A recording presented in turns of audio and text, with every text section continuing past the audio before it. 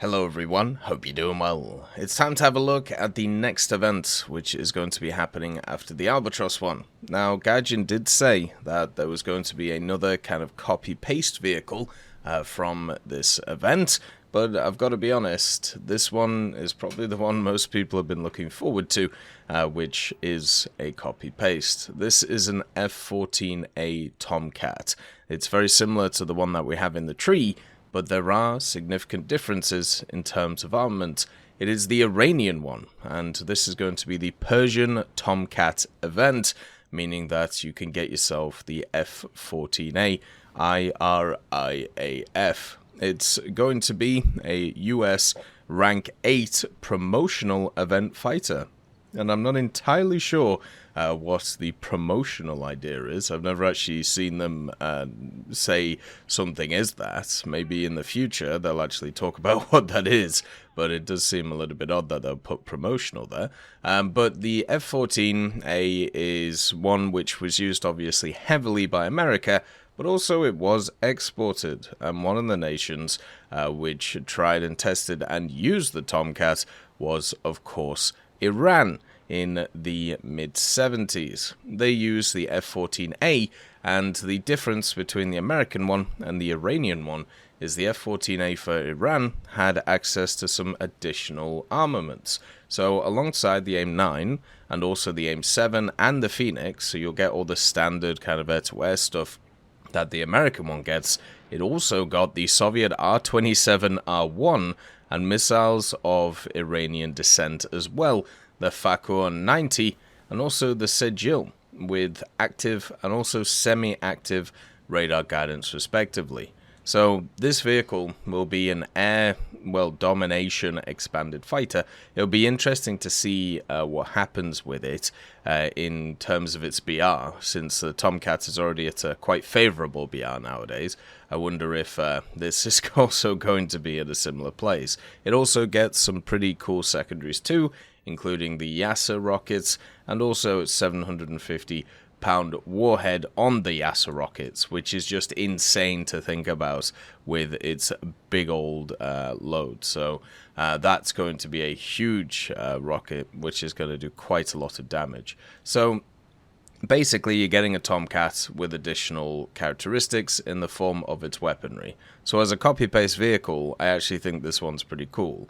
It isn't just one which is just a straight copy-paste. It's very similar to something like we've seen, like the Jaguar IS, for example, where it is very similar in its flight characteristics, but completely different in the amount of armaments it's going to have on it.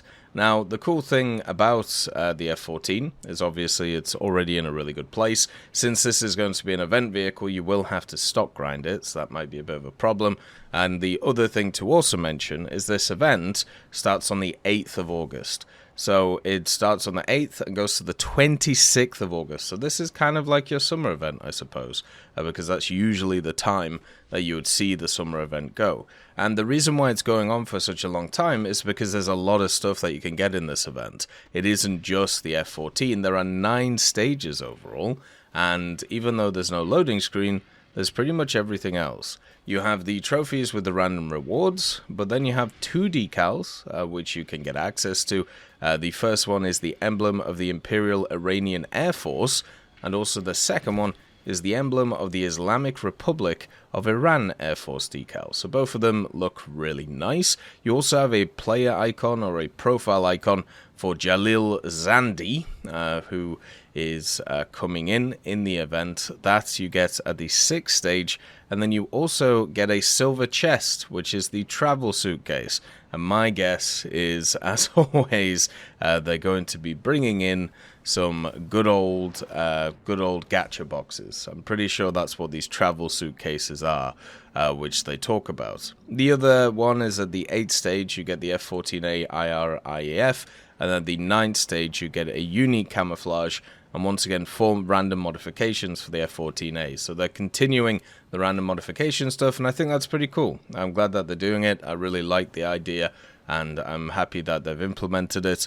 It's going to make this vehicle a lot easier to stock grind, especially right now, since at the ranks that this thing's at, it's not exactly easy to grind. The other part of it, so for each stage, you're going to have to do 45,000 mission score. So this is on the highest level of kind of score that you're going to have to get. Not really surprising, if we're honest, it being an F-14 and it also being the highest rank in the game. So this one is going to be the hardest to get. It is in air battles though, so it won't be too hard. 45k every 2 days should be fine. If you want to get the coupon upgrade in order to sell it on the market though, that's where it gets a little bit spicy. So this vehicle, in order to sell it on the market, you need to grind through 750,000 mission points. So you have quite a long time to be able to grind this out. But then again, you know, I'm sure people cheese it in simulator and also realistic, like they always do with the air events, so maybe it won't be as hard as it may be. But yeah, the 8th of August to the 26th of August, you'll need 750,000 mission points to be able to sell this thing. Now, that is a lot, so we'll have to see how it goes. There is a lot of jets, at least for me, that I have to spade, so maybe I'll get it, but who knows, anything is possible. The main thing is that they're bringing in a vehicle that I feel like a lot of people have been asking for a long time. I remember when the F-20 was added, one of the questions was, well, why not, instead of that as a premium, why not have the F-14A from the Iranians as a premium?